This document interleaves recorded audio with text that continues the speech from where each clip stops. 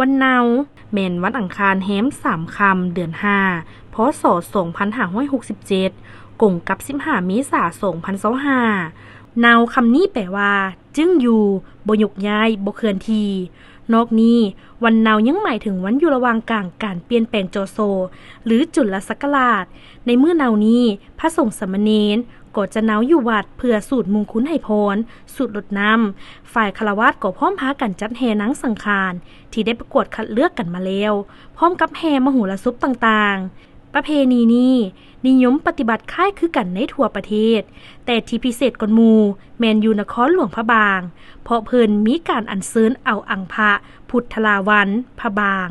ออกให้มวลชนได้สักการะบูชาและฮดทรงซึ่งชาวเมืองมักเอิ้นว่าแฮโวขบวนแห่พระบางที่เอิ้นว่าแฮโวนี้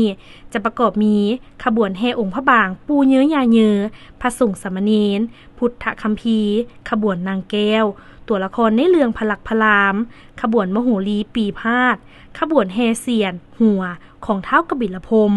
นางสังฆารขบวนบ่าวสาวและขบวนมหาสนอย่างอเนกอนันตาที่ยิ่งใหญ่อลังการซึ่งนับว่าเป็นพิธีแห่ที่งดงามและยิ่งใหญ่ที่สุด